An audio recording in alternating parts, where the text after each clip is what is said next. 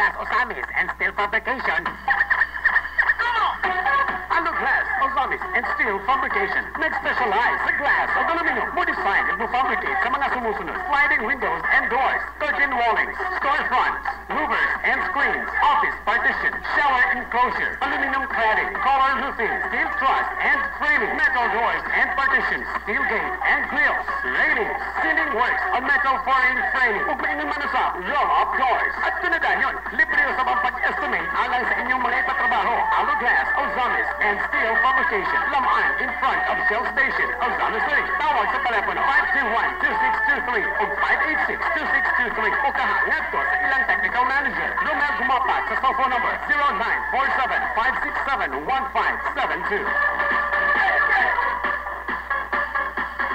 Microtease Technology! Micronized Technology? Oo, John Lloyd. Yan ang nasa doctor prescribed paracetamol biogesic for kids. Kaya madaling magdusog ang gamot. At siguradong tama sa fever heat points. Kaya tanggal ang lagnat. Safe pa ang biogesic? Kahit walang laman ng tiyan. Ang pingat mo! Hindi panglahanan, alila na sa Osamis City ang Banco de Polo. Banco de Polo Osamis City Branch. Sa LKT Building, City Hall Drive, Don Acebo Bernal Avenue, Osamis City. Pag-open na og savings account, pagdala sa 2 pieces ID pictures, Xerox copy sa 2 ka valid IDs o 300 pesos. Ali na, dali na, dili na sa Banco de Polo. Pagdali. Sa atong kinabuhi, may mga pangaluta na ang tinguha sa katawan patuman. Sukat pagani ato, kami nag-alagad sa ilong. Nagpabiling-likon, kasaligan sa tanan. Sa Banco de Polo, anong servisyo ang ganinyo sa Banco de Polo? Sigurado asinso, protektado, umanan sa maayong ugma. Bilang sa BDI, halina sa Banco de Polo. Balitang totoo! Bago na pamagi karon sa paglabay sa basura ni atong dakbayan sa Osamis nga gitawag og segregation. Morning klase sa basura, adlaw sa pagkuha ug oras sa pagkuha. Klase sa basura, basura nga malata, adlaw sa pagkuha, Lunes hangtod sa Domingo. Oras sa pagkuha alas 7 pero sa alas 8 sa buntag. Basura nga dili malata apan maggamit pa. Adlaw sa pagkuha kada Sabado. Oras sa pagkuha alas 7 sa alas 8 sa buntag. Klase sa basura, basura nga dili malata ug dili na mapuslan kada adlaw. Oras sa pagkuha alas 7 sa alas 8 sa buntag. Mao kanay talamdan sa pagbulag-bulag o pagsegregate sa basura natong dakbayan sa Osamis. Ang atong paraghiusa magdala nato sa dakong kalambuan.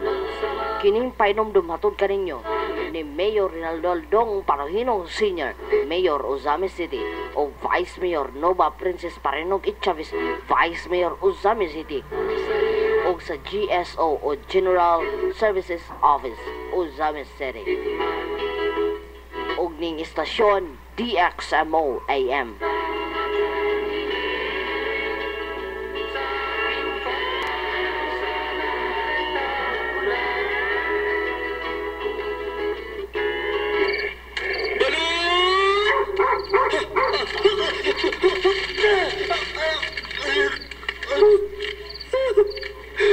Yung balat ko! Basag lahat! Basag din ang puhunan! Sa oras ng pangangailangan, nakakaasa ka sa higit 1,700 branches ng Cebuano Lumiere. Laging tama at mataas ang appraisal rates. VIP at priority ang nagsasanla. Sara Geronimo po.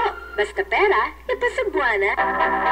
Umamayong adlaw, nagamit ang considered beauty soap. Oo, magina akong gamit doon. Sukad sa ako ang pagkandalong ka na nga layo nga sabon. Nagsuway ko gamit. O mo na nga ang akong naon. Nawala na ang daghang kayong talong-tong. Dumingagi makukuto na mga panahon nga dito na dambutan sa mga naon para kunuhay magwapa. Eh, nasukad sa akong paggamit. Nawala na po mga talong-tong. Mo na nga ganahan kayo ko nga ng sabon nga sa libro niya. Naputi na po ko karon.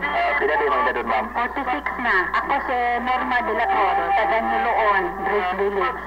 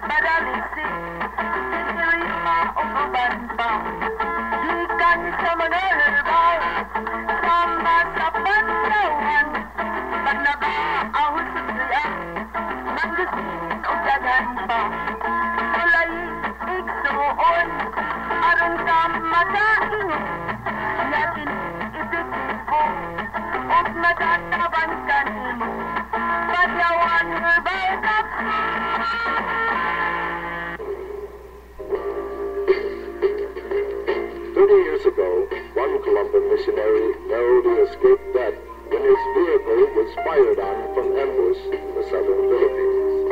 He still lives and works among the poor there. The life he has found far outweighs the sea as dangers and sacrifices.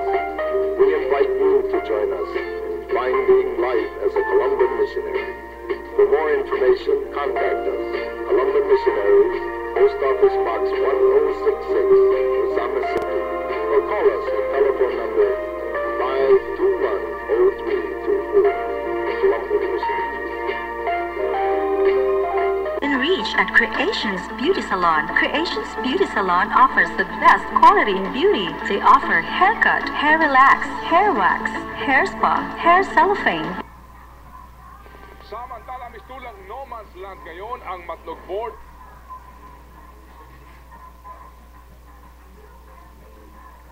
Sa Sorsogon, pinaalis kasi sa pier ang mga stranded na pasahero, mga driver at pahinandi po ng mga bus at truck bilang pag-iingat pa rin sakaling tumama nga ang bagyong Ruby at live mismo mula sa Matlog Board. Sorsogon nagpapatrol ang mutya ng Matlog, mutya ng masa, Doris Bigonia. Doris, talaga bang wala ng mga bus o truck na naghihintay para makatap?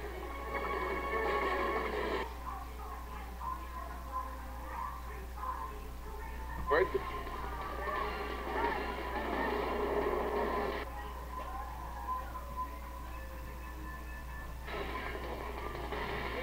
Ted, malinis na sa ngayon itong pier at hindi lang amang ang mga stranded na bus at truck inalis dito kanina, kundi pati na rin yung mga karinderya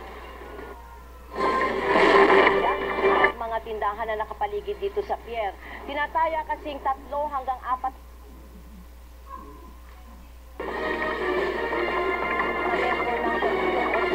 surge.